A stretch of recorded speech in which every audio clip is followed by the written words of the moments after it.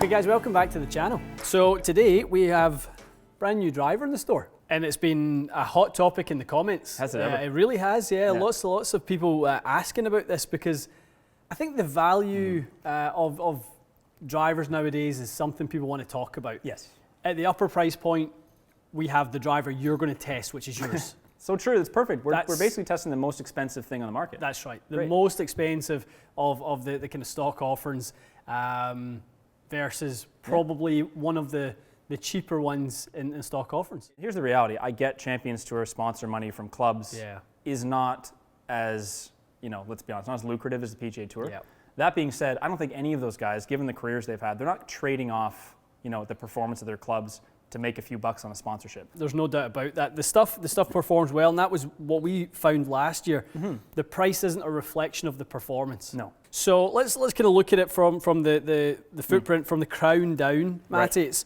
You can see the technology this year. There's new kind of ridgeback technology, this design where the titanium frame runs right through the back. It's going to be polarizing, let's be honest. It will be. The overall head shape, the way the face angle sits, I can see a little bit of loft in the face. I like a lot about it. Yeah. The ridgeback thing is going to be love it or hate it. I don't like it. Yeah. I would have preferred to see it look like last year's model that was just kind of a carbon crown, I believe, painted all black. Yeah. That being said, again, it's not so off-putting that if the driver really performs, you'll be like, no chance I'm playing it. And also, some people may like it from an alignment tool perspective. No, it definitely does. That was my first thought, is whether some people would look at that and think of that as a good alignment aid for the middle. Well, what it's allowing them to do is create a stiffer frame. So behind the strike, you get a sort of, you get less flexibility on the face. Right. And then over in the toe and the heel, you get more flexibility. What that allows them to do is produce more energy either side of the middle of the driver. And the middle is obviously maxed out for CT, as most drivers are now, and so it doesn't need that. It's literally just extra help for a miss hit. Yeah, that's smart. Yeah. So you're stabilizing the impact on that center strike. You're trying to get the maximum energy out the front, and then you're trying to create a little bit more flexibility in the toe and the heel. So just looking even at the sole, obviously nothing adjustable, but I did notice the one and only kind of weight. I don't think it's meant to be adjustable, maybe just for swing weight, but it is really like, it's extreme at the very back of the driver. There's basically almost no material where it's sitting. So that should help it be, I guess, quite a bit more stable than most. It definitely will. Now, it's not certainly to the extreme of some of the other drivers in the market. It's 10 grams. Right. About half what you're seeing Yeah, elsewhere? there's some that are even more than that. I think the Sim2 Max is up at 24 grams. Gotcha. All the way back there. If we look at we were talking about rad speed. If you look at the radial weighting on that one, how much weight is actually at the back, movable and fixed. So we'll have to see it. It's obviously less extreme than some, but then again, the shape is a bit more extreme, so maybe the actual shape will pull the center of gravity far enough back. We'll find out. All right, we've kind of given it a little upgrade in terms of the shaft. We have. The brand new Aldila Ascent, so we're going to learn a little bit about that as well.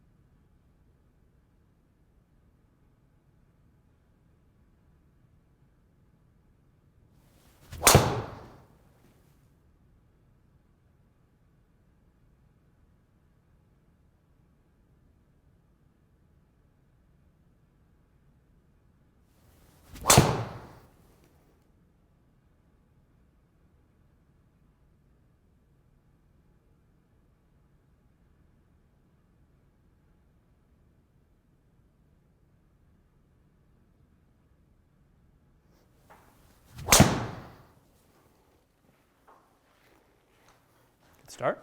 That's a really good start. A great flight that is. A flat fade.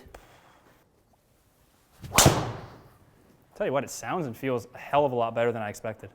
Just by the size of the head, I thought we're in for a bit of a tin can. It doesn't sound that much different than mine. I can't believe I'm saying that.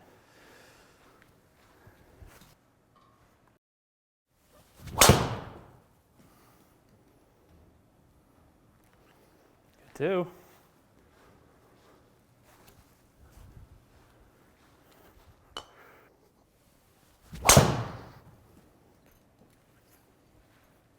like it.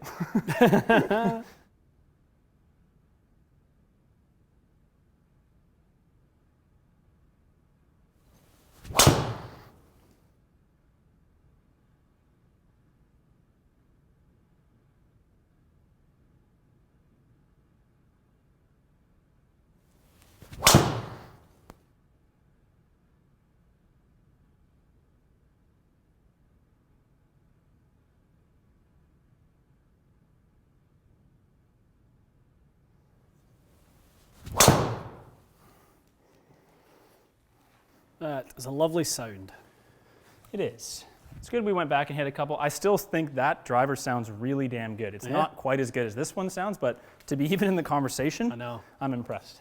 Now, start by saying your Titleist 10 degree, Correct? flat. Yes. This driver 10.5 head set to 9.5.